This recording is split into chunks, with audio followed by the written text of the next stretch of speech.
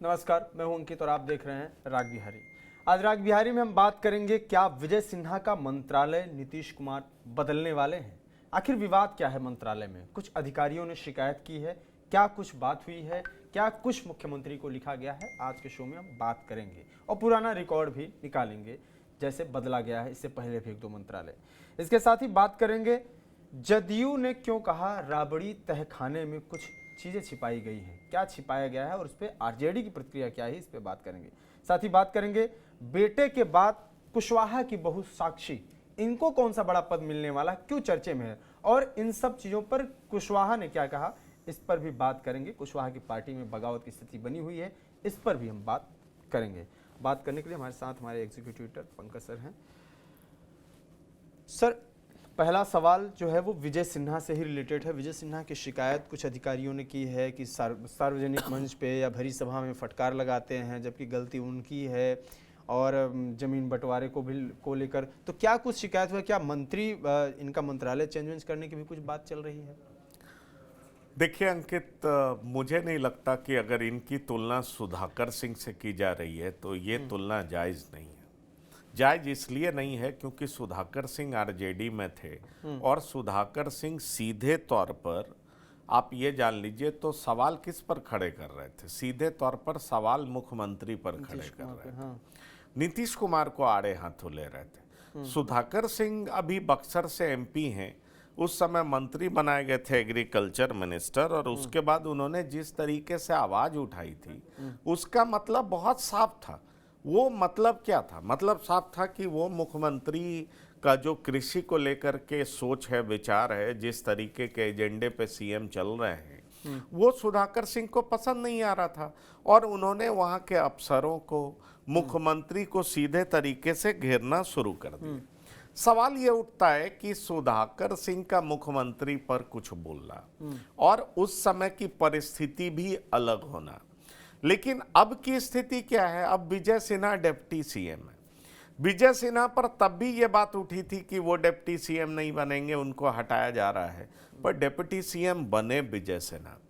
विजय सिन्हा उस टॉपिक को उन्होंने छेड़ा है, उस मुद्दे को उन्होंने छेड़ा है जो कि जन जन के लिए बड़ा ही प्रॉब्लमेटिक है। इस बात को आप जान लीजिए। आप ये जान लीजिए कि अगर आम आदमी का पहला इंटरेक्शन सरकार से जहां पर होता है वो होता है ब्लॉक में, और ब्लॉक में जब उसकी मुलाकात सीओ से होती है तो एक आम आदमी सरकार के बारे में क्या इंप्रेशन कैरी करता है, इस बात को आप जान लीजिए। बिहार में अपराध की अगर बड़ी वजह है तो वो ये जमीन की लड़ाई ही है, आपस में भाइयों के बीच में हत्या, मुकदमा, बदमाशी जो है उसकी बड़ी वजह जमीन है। और आखिरकार इस सारी समस्याओं के पीछे कौन है? ठीक है, जमीन माफिया है, पर जमीन माफिया फलता फूलता कैसे है? क्या ये जो लैंड डीलिंग डिपार्टमेंट है, जो लैंड रेवेन्यू डिपार्टमेंट है, वो इसको कैसे हैंडल करता है? और विजय सिन्हा ने इसी को टच करने का प्रयास किया है और वो जा रहे हैं, हड़का रहे हैं, लोगों को बहुत पसंद आ रहा है। इस बात को आप जान लीजिए, लोग इस बात की बड़ी प्रशंसा कर रहे हैं और विजय सिन्हा अपने आप को ये प्रोजेक्ट करने में कामयाब दिखाई पड़ रहे हैं कि देखिए, मैं डिसऑनेस्टी बर्दाश्त नहीं करूंगा, मेरे विभाग में अगर सर्किल ऑफिसर ऐसा करेगा उसको मैं बर्दाश्त नहीं करूंगा, कोई आरओ ऐसा करेगा उसको मैं बर्दाश्त नहीं करूंगा। और बहुत अच्छी बात यह है कि वो एक प्रक्रिया भी, जो सरल प्रक्रिया लोगों के सामने रखते हैं कि आपस में लोग कैसे बंटवारा कर सकते हैं। तो सवाल यह है कि ये सारा कुछ कर रहे हैं जिसमें वो जनता में लोकप्रिय हो रहे हैं, तो क्यों हट जाएंगे विजय सिन्हा?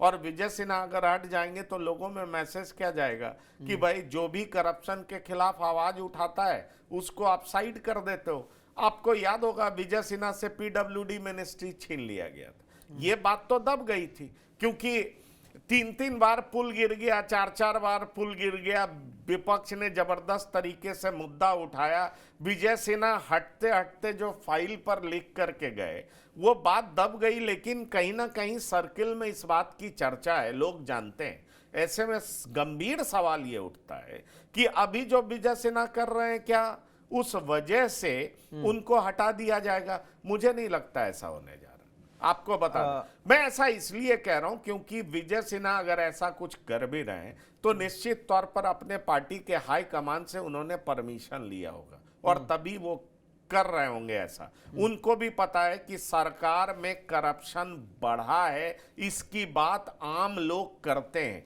चूंकि बिहार के आम लोगों को बेहतर विकल्प दिखाई नहीं पड़ता है, इसलिए इस तरह की बात हो रही।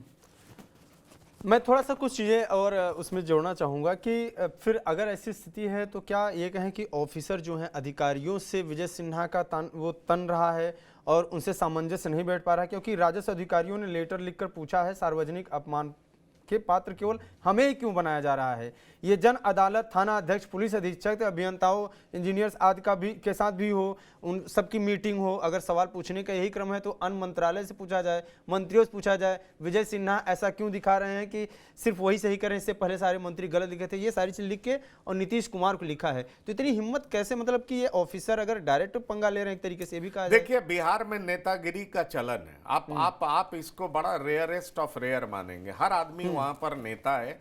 आपने कभी सुना है, आपने सुना है कि उत्तर प्रदेश पुलिस एसोसिएशन का एक मुखिया ने बगावत कर दिया, वो धमकी दे दिया कि हम आंदोलन करेंगे। बिहार में पुलिस एसोसिएशन का भी मुखिया है, इस बात को आप जान लीजिए। एसोसिएशन होना ठीक है, पर एक नेता जो पूरे तरीके से चिन्हित होता हो, वो आप देखेंगे तो आप हैरान हो जाएंगे। तो ये चलिए, ये लोकतंत्र में होना चाहिए। मैं ये नहीं कहता कि ऑफिसर्स को आप डिमोरलाइज करिए, ऑफिसर्स को आप इस तरीके से ट्रीट करिए कि वो कोई है ही नहीं, वो सिर्फ और सिर्फ वही जिम्मेदार है। लेकिन एक बड़ी बात यह है कि विजय सिन्हा का जो डोमेन है उसी में वो काम करेंगे ना, कहां पर काम करेंगे। अब आप ये बताइए, जब के पाठक इस तरह का कर रहे थे अपने डिपार्टमेंट में, या बाद में फिर डॉक्टर सिद्धार्थ भी आए तो वो एक्शन लेने लगे, तो अब डिपार्टमेंट का आदमी कहना ये शुरू कर दे कि क्या सब कुछ शिक्षकों के साथ ही गड़बड़ी है या क्या एजुकेशन डिपार्टमेंट में ही गड़बड़ है, तो इस बात का क्या जवाब है? इस बात का कोई जवाब नहीं। बड़ी सीधी सी बात है कि अगर ये समस्या है, प्रॉब्लम है, इसका समाधान क्यों नहीं होता है। और मैं ये नहीं कहता सारे सर्किल ऑफिसर ऐसे ही हैं, ये कभी संभव नहीं है, लेकिन उनके पास जो डिपार्टमेंट है और साथ ही साथ लोगों का जो अनुभव ब्लॉक में होता है, मैं वही बात आपसे कह रहा हूं, लोगों का जो अनुभव प्राप्त होता है ब्लॉक में, आखिरकार लोग दुखी हैं, लोग नाराज हैं। आप बात करिए, मैं भी सबसे भ्रष्ट डिपार्टमेंट कहा जाता है, ये कहा जाता है। जिसमें अब माफी, ऐसे में दाखिल सवाल खारिज, उठता है जमाबंदी, कि Vijay Sinha is playing with fire, ये सच बात है। पर बड़ा सवाल यह है कि विजय सिन्हा ने हिम्मत तो की, कोई भी हिम्मत करता तो उसकी तारीफ की जाएगी। किसी और बहाने से आप हटा सकते हैं, लेकिन सुधाकर सिंह की तरह आप नहीं हटा पाएंगे। सुधाकर सिंह ने सीधा मुख्यमंत्री के साथ हेड ऑन किया था और उस समय मुख्यमंत्री का अपर हैंड था। विजय सिन्हा अभी जो कह रहे हैं अपर हैंड का मतलब, मुख्यमंत्री पिछली बार बहुत ताकतवर थे, सिनेरियो इस तरह का नहीं था कि मुख्यमंत्री हट जाते तो आरजेडी की सरकार बनी रहती। यह भी सच बात है कि सुधाकर सिंह के पिता जगतानंद सिंह हैं, जगतानंद सिंह लालू प्रसाद के बहुत करीबी हैं, लेकिन ना सुधाकर सिंह झुकने को तैयार हुए और इसलिए लालू प्रसाद को सरकार में बने रहने के लिए, तेजस्वी यादव को सरकार में बने रहने के लिए सुधाकर सिंह से रेजिग्नेशन लेना पड़ा। सुधाकर सिंह ने खुद रिजाइन कर दिया, लेकिन उन्होंने कृषि कानून को लेकर के, कृषि को लेकर के जो सरकार, जिस तरीके से सरकार आगे बढ़ रही है, उसको क्रिटिसाइज करना जारी रखा। इसलिए सुधाकर सिंह किसान नेता भी कहे जाते हैं। यहां पर अगर सीधा आप ये करेंगे तो भाई विजय सिन्हा जो कर रहे हैं वो लोगों में चर्चा का विषय है, इस बात का जान लीजिए। उनका मार्केट सेंसेक्स बड़ा हाई है, लोगों को लग रहा है कि विजय सिन्हा ने करप्शन के खिलाफ मोर्चा खोला है, और अगर आप सीधा विजय सिन्हा को साइड लाइन करेंगे तो मुझे लगता है ये मैसेज बहुत खराब जाएगा। बिल्कुल, और वैसे भी विजय सिन्हा अपनी पार्टी के तो टॉप रिप्रेजेंटेटिव में से एक तो हैं, सम्राट चौधरी के बाद विजय सिन्हा।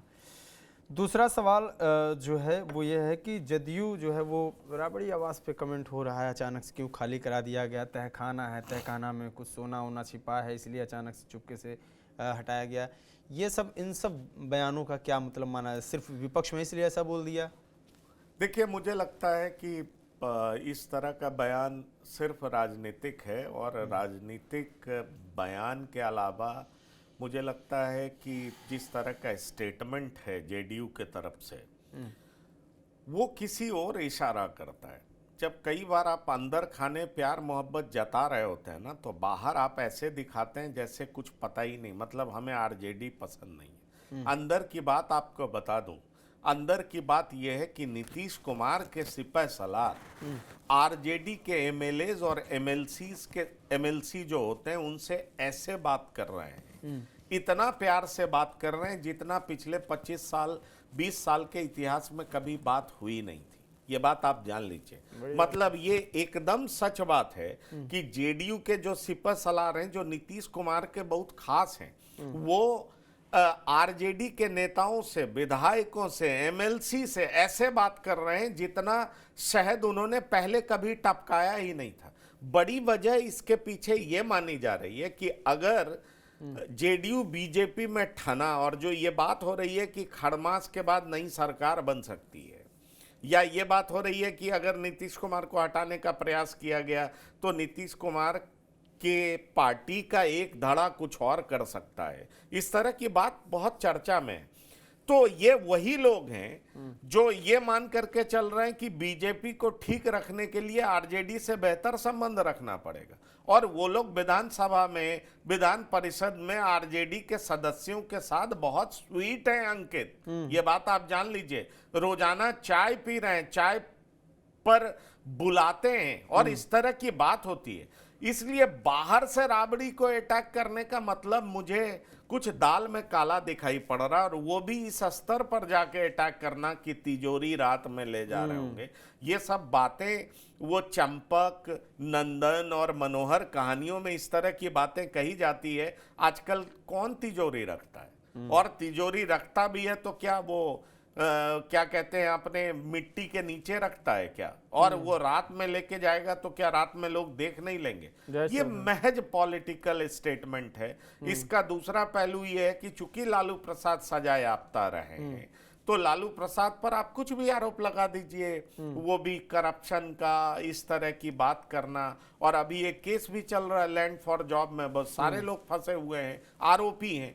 तो इसलिए इस मौके पर ऊपर से ये दिखाने का प्रयास किया जा रहा है कि जेडीयू अटैक कर रही है आरजेडी के खिलाफ, पर अंदर खाने में आपको बता दूं आरजेडी के साथ बहुत मोहब्बत का इजहार भी कर रही है जेडीयू। और जो जेडीयू के इफेक्टिव लीडर हैं, क्योंकि नीतीश कुमार हमेशा अपनी पार्टी में दो धड़ा रखते हैं, एक धड़ा ऐसा है जो उठने का प्रयास कर रहा है और उठ करके वो आरजेडी से बेहतर संबंध कायम करने का प्रयास कर रहा है।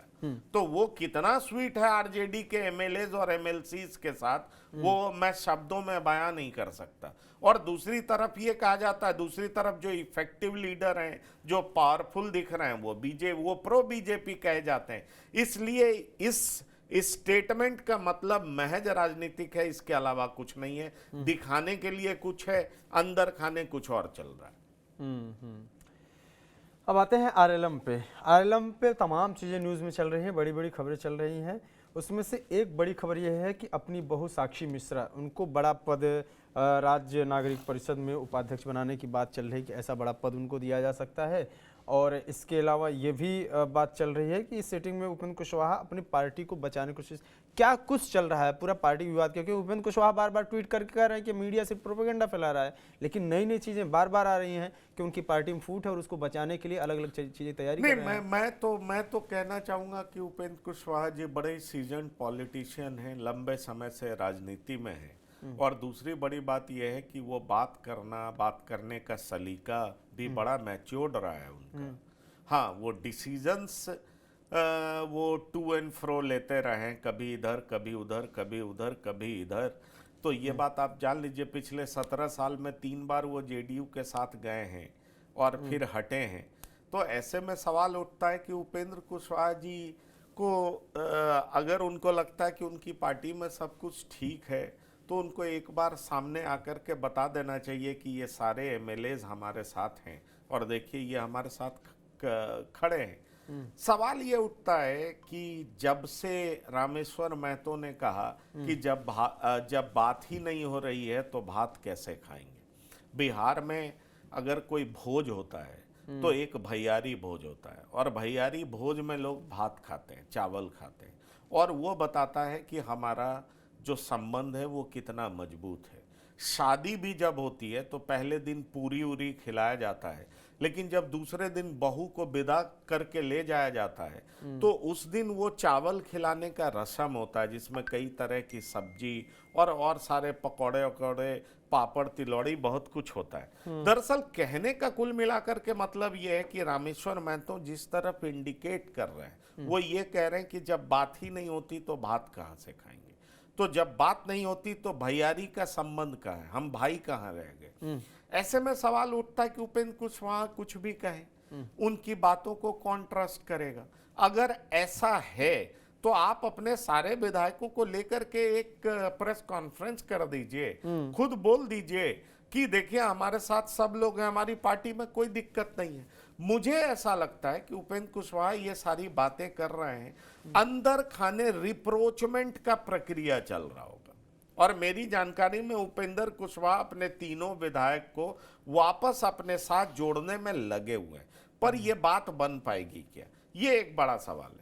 और मेरे पास जो जानकारी है वो और भी बहुत इंटरेस्टिंग है, और इंटरेस्टिंग ये है, लेकिन चूंकि ये औपचारिक नहीं है, कहीं उपेंद्र कुशवाहा जी का मैं इंटरव्यू करूंगा तो ये सवाल मैं करूंगा, मैं उनसे पूछूंगा, लेकिन कहा यह जा रहा था कि उपेंद्र कुशवाहा जेडीयू से ज्यादा नजदीक दिख रहे थे, और बीजेपी को ऐसा लगा कि इनके विधायक कहीं जेडीयू के साथ न चले जाएं। आप समझ रहे हैं, तो बीजेपी ने एक खेल कर दिया, और वो खेल इस तरीके से कर दिया कि इनके 3 विधायक को अपनी तरफ खींच लिया, बैलेंस बनाने। जी हाँ, ताकि नीतीश कुमार के साथ ये 3 विधायक और एक बीएसपी वाले ना चले जाएं, तो कुल मिलाकर के 89 ना हो जाए। आप समझ रहे हैं, जो बीजेपी के बराबर ना हो जाए। तो बीजेपी ने जिस तरह का खेल किया उसी का परिणाम आपको दिखा कि नितिन नवीन के पास ये सब दिखाई पड़े। अब ये बात ठीक है कि अब बीजेपी में एक धड़ा जिससे मेरी बात हुई है उसका कहना था कि हम लोग ऐसा नहीं करेंगे, आपस में कंफ्यूजन पैदा नहीं करेंगे, लेकिन भाई अगर फ्री हैंड भी दे देंगे तो उपेंद्र कुशवाहा के विधायक उनके साथ जा सकते थे। हो सकता है ये जो कहा जा रहा है बार बार कि क्यों नीतीश कुमार ने आधा मंत्री का पद खाली रखा, किस किस को मंत्री बनाएंगे, तो ये भी तो कहा जा रहा ना कि नीतीश कुमार कुछ इस तरह का सोच रहे थे, या अपनी संख्या बढ़ाने के लिए कई लोग जो बाहर से आएंगे उनको मंत्री बनाएंगे। तो बीजेपी ने एक ऐसा दांव खेला कि जेडीयू नंबर 2 की ही पार्टी रही, और इसी खेल में कहीं ना कहीं उपेंद्र कुशवाहा के विधायक इधर उधर दिखाई पड़ रहे हैं। पर सवाल यह है कि अभी खेल तो सारा एनडीए के भीतर ही होना है। मेरी जानकारी में जैसा कि मुझे बताया गया है, मैं आपको यह बता सकता हूं कि एलजेपी से भी संपर्क उपेंद्र कुशवाहा के विधायक ने किया था, लेकिन एलजेपी ने फिलहाल इसको खारिज कर दिया, मना कर दिया, इंटरेस्ट नहीं दिखाया। उसकी एक बड़ी वजह है अंकित, आपको याद होगा कि 2020 में एनडीए की स्थिति बड़ी खराब हुई थी, मगध शाहाबाद में ज्यादा खराब हुई थी। इस बार एलजेपीआर का परफॉर्मेंस मगध शाहाबाद में अच्छा रहा है। एलजेपीआर कभी नहीं चाहेगी कि उपेंद्र कुशवाहा को नाराज किया जाए, आप समझ रहे हैं इस बात को। तो इसलिए, और दूसरी बड़ी बात, एलजेपीआर को लगा कि अपने तरफ लेके हमारा फायदा क्या होगा। तो जो कुछ विधायकों ने उनसे संपर्क किया था, रिस्पॉन्स एलजेपीआर का बड़ा कोल्ड था, इस वजह से उधर नहीं लिया गया। आप इस बात को समझिए। इसलिए मैं आपसे कहना चाह रहा हूं कि ये जो पूरी कवायद है वो एनडीए के भीतर की ही राजनीति है। देखना दिलचस्प होगा, माधव आनंद, रामेश्वर महतो और आलोक सिंह ये तीनों क्या करते हैं, क्योंकि माधव आनंद और आलोक सिंह तो प्रो बीजेपी दिखते हैं, रामेश्वर महतो प्रो जेडीयू दिखते हैं, और अगर ये तीनों एक साथ नहीं रहे तो कौन किधर जाएगा ये समझ में बात नहीं आती है। इसलिए ये मामला थोड़ा पेचीदा है, और उपेंद्र कुशवाहा अभी इसके समाधान पे नहीं पहुंच पाए हैं। कि उनके 3 विधायक उनके साथ हैं।